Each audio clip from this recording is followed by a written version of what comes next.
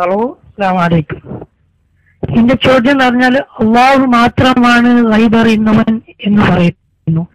എന്നാൽ പ്ലസ് ഇത് ഇബ്ലീസ് ഉണ്ടാക്കും. അപ്പോ ഇബ്ലീസിന് എങ്ങനെയാണ് മനസ്സിലുള്ളത് അറിയുന്നത് എന്നാണ് ഒരാളെ ചോദ്യം. അതിനെന്താണ് ഉത്തരം?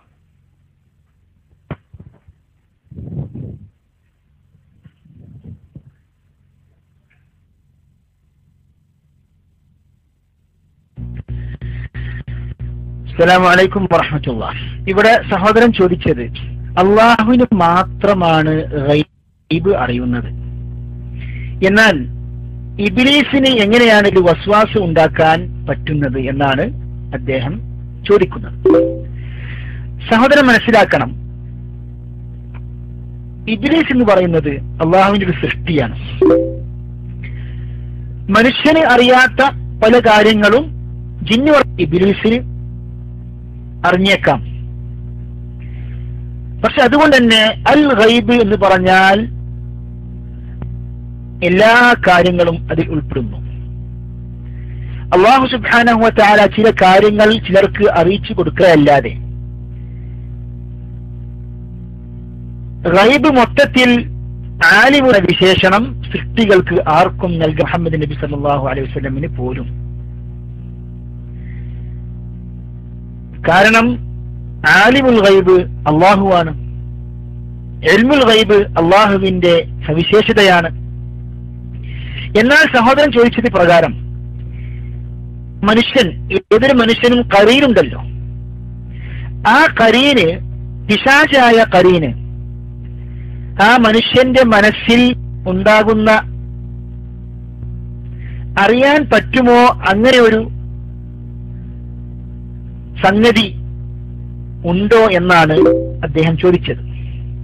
ഇതിന്റെ ഉത്തരമായി പണ്ഡിതന്മാർ പഠിപ്പിച്ചത് പ്രകാരം ഇബ്ലീസിന് അങ്ങനെയുള്ള ചില കാര്യങ്ങൾ അറിയാൻ സാധിക്കും എന്നാണ് യാഥാർത്ഥ്യം. ഒരു ഹദീസ് നാം ഉദ്ധരിക്കുന്നു. ഇമാം ഇബ്നു അബി ഷൈബ അദ്ദേഹത്തിന്റെ മുസന്നഫിൽ റിപ്പോർട്ട് ചെയ്ത ഒരു ഹദീസ്. അത് അസറാകുന്നു. ഇബ്നു അബ്ബാസ് അദ്ദേഹം പറയുന്നു, സൂറത്തു തഫ്സീറിൽ മിൻ ശർരിൽ വസ്വ എന്ന ആയത്തിന്റെ വിശദീകരണത്തിൽ ഇബ്നു അബ്ബാസിൽ നിന്ന് ഉദ്ധരിക്കപ്പെട്ട അസർ ഇമാം ഇബ്നു അബി ഷൈബ റിപ്പോർട്ട് ചെയ്തു. അശ്ശൈത്താനു ജാസിമുൻ അലാ ഖൽബി ഇബ്നി ആദം, പിശാച് മനുഷ്യ മനസ്സിന്റെ ഹൃദയത്തിൽ തപസ്സിരിക്കുന്നു.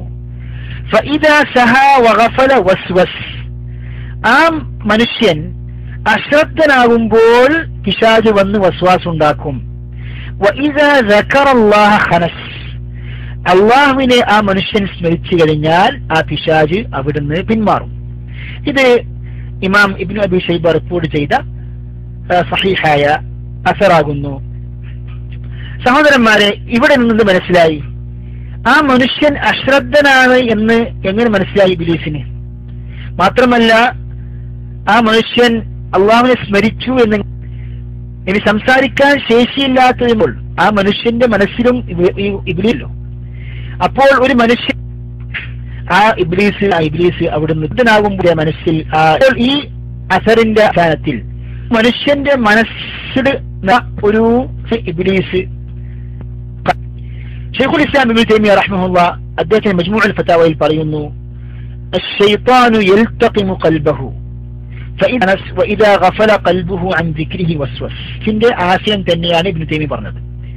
വയഅലമു, ഇബ്നു തൈമിയ്യ കൂട്ടിച്ചേർക്കുന്നു, വയഅലമു ഹൽ ദക്കറല്ലാഹ അം ഗഫല അൻ ദിക്രിഹി, അള്ളാഹുവിനെ സ്മരിക്കുന്നുണ്ട്, അള്ളാഹുവിന്റെ സ്മരണയിൽ നിന്ന് അശ്രദ്ധനാണോ എന്ന് പോലും ആ ഇബ്ലീസ് അറിയുന്നു, ശൈത്താൻ അറിയുന്നു.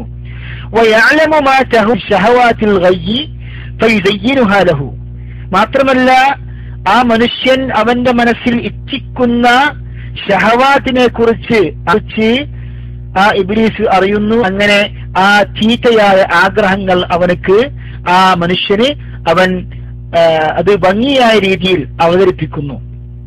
പറഞ്ഞു വരുന്നത് ശൈഖുൽ ഇസ്ലാം ഇബ്നു തൈമിയ്യ പോലുള്ള പണ്ഡിതന്മാർ ഈ കാര്യം വ്യക്തമാക്കുന്നുണ്ട്.